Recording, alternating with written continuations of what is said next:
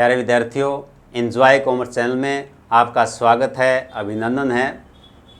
आज हम रोज़नामचा प्रविष्टियाँ जर्नल एंट्रीज़ के बारे में यहाँ पर डिस्कस करेंगे कि विभिन्न लेन देनों की जर्नल एंट्री किस प्रकार से की जाती है।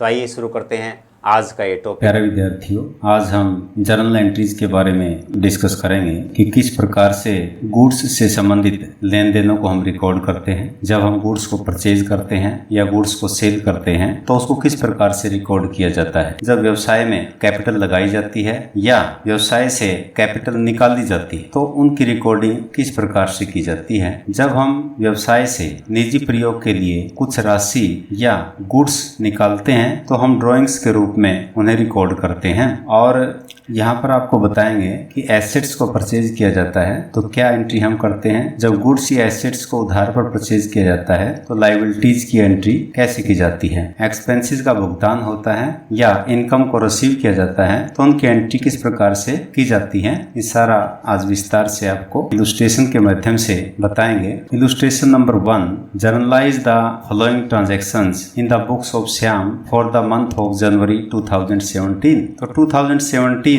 की जनवरी महीने की एंट्रीज हमने करनी है। तो श्याम की बुक्स में हमने एंट्रीज करनी है। तो 1 जनवरी को श्याम ने बिजनेस शुरू किया है 80,000 रुपए लगाकर। Shyam started business with cash rupees 80,000। तो 80,000 श्याम ने यहाँ पर बिजनेस में पैसा लगाया है तो इसमें बिजनेस के अंदर पैसा आएगा, बिजनेस में कैश आएगा रुपीज 80,000। इसलिए डेबिट व्हाट कम्स इन का रूल इसके ऊपर लागू होगा क्योंकि कैश एक एसेट है। इसलिए एसेट के ऊपर जो रूल लागू होता है, रियल अकाउंट है, डेबिट व्हाट कम्स इन। तो कैश यहाँ पर आया है तो कैश को हमने इसमें डेबिट कर दिया है रुपीज 80,000 से। और जो कैपिटल है, कैपिटल को हम क्रेडिट करेंगे। कैपिटल अकाउंट जो है पर्सनल अकाउंट है, इनके श्याम का जो खाता है ये तो कैपिटल अकाउंट के नाम से यहाँ पर लिखा गया है। तो श्याम यहाँ पर गिवर है, क्रेडिट द गिवर वाला नियम यहाँ पर लागू हो गया है। और नरेशन हम इसकी लिखेंगे for capital invested in the business by Shyam. और अब नेक्स्ट एंट्री हम देखते हैं। 2 जनवरी को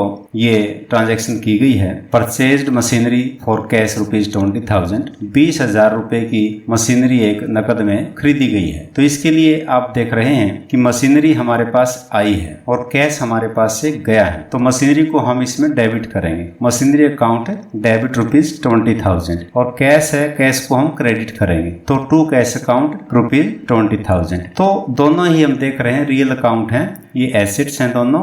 तो debit what comes in, credit what goes out. तो मशीनरी यहाँ पर आई है, उसको हमने डेबिट कर दिया है और कैश यहाँ से गया है, उसको हमने क्रेडिट कर दिया है। और नरेशन हम लिखेंगे for machinery purchased for cash. Next transaction हम देखते हैं 5 जनवरी को। Purchased goods for cash rupees 25,000। 25,000 रुपए की वस्तुएं, 25,000 रुपए का माल नकद में परचेज किया गया है। इस ट्रांजैक्शन में 2 खाते प्रभावित होंगे, एक होगा परचेज अकाउंट और दूसरा होगा कैश अकाउंट। परचेजेज एक खर्चा है, एक एक्सपेंस है, तो इसलिए इसको डेबिट किया गया है। All expenses and losses are debited, उनको डेबिट किया जाता है। और टू कैश अकाउंट, कैश हमारे पास से गया है तो इसलिए इसको क्रेडिट किया है। तो टू कैश अकाउंट किया गया क्योंकि ये एक रियल अकाउंट है। और इसकी नरेशन जो होगी आप देख रहे हैं for goods purchased for cash. Next जो ट्रांजेक्शन है 9 जनवरी को, purchased goods from Brijmohan rupees 15,000। तो 15,000 रुपए का माल ब्रिजमोहन से खरीदा गया है। तो यहाँ पर आप देखें कि कौन से 2 खाते यहाँ पर प्रभावित होते हैं। एक तो परचेज अकाउंट यहाँ पर प्रभावित होगा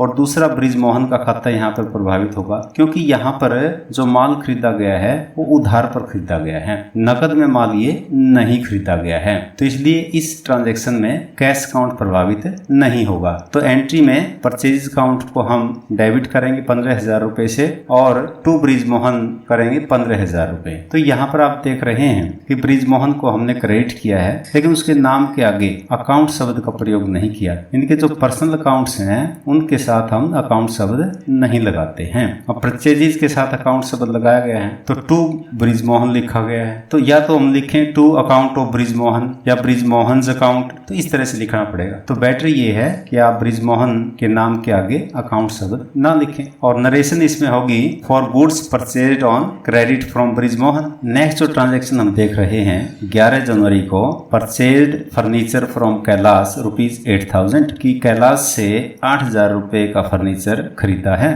तो यहाँ पर नकद शब्द का प्रयोग नहीं किया गया है, इसलिए यहाँ पर जो दो खाते प्रभावित होंगे उनकी हमने पहचान करनी है। एक तो फर्नीचर अकाउंट यहाँ पे प्रभावित होगा और दूसरा है कैलाश का खाता। तो इसलिए फर्नीचर हमारे पास आ रहा है, इसलिए हम फर्नीचर को डेबिट करेंगे। तो फर्नीचर अकाउंट को डेबिट किया गया है 8,000 रुपए से, और ये फर्नीचर हमने कैलाश से खरीदा है, उधार में खरीदा है, इसलिए टू कैलाश किया गया है। टू कैलाश ₹8,000। तो एक लाइबिलिटी के रूप में यहाँ पर कैलाश को क्रेडिट किया गया है। और नरेशन इसमें जो बनेगी, for furniture purchase on credit from Kailash. Next जो ट्रांजेक्शन है जनवरी 13 को, सोल्ड गुड्स फॉर कैश ₹30,000, 30,000 रुपए का माल नकद में बेचा है। तो इसमें एक तो हमारा जो खाता प्रभावित होगा, कैश अकाउंट प्रभावित होगा, और दूसरा खाता है वो सेल्स अकाउंट प्रभावित होगा। तो कैश अकाउंट को हम इसमें डेबिट करेंगे ₹30,000 से, और टू सेल्स अकाउंट करेंगे क्योंकि all incomes and gains are credited, तो उनको हम क्रेडिट करते हैं। तो इसलिए सेल्स अकाउंट को हम यहाँ पे 30,000 रुपए से क्रेडिट करेंगे। और नरेशन हमारी हो जाएगी for goods sold for cash. जनवरी 17 को रिटर्न गुड्स टू ब्रिजमोहन ₹3,000। तो ब्रिजमोहन से हमने माल खरीदा था, उसको हमने 3,000 रुपए का माल वापस कर दिया है। तो इसकी जो एंट्री होगी वो एंट्री ये होगी कि ब्रिजमोहन है, उसको माल जो है हमने वापस भेज दिया है, तो ब्रिजमोहन इज द रिसीवर। तो माल रिसीव करने वाला है ब्रिजमोहन, इसलिए उसको डेबिट किया गया है। और क्रेडिट होगा परचेज रिटर्न अकाउंट ₹3,000। तो नरेशन होगी for goods return to Brijmohan. और जो नेक्स्ट एंट्री हम देख रहे हैं जनवरी 20 को, सोल्ड गुड्स टू बलराज ₹18,000। तो 18,000 रुपए का माल बलराज को बेचा गया है। तो यहाँ पर आप देख रहे हैं कि ये माल जो है बलराज को उधार पर बेचा गया है, इसलिए जो दो खाते यहाँ पर प्रभावित होंगे, एक तो सेल्स अकाउंट यहाँ पे प्रभावित होगा, दूसरा जो बलराज का खाता है वो प्रभावित होगा। तो इसमें बलराज ये माल प्राप्त कर रहा है, बलराज इज द रिसीवर,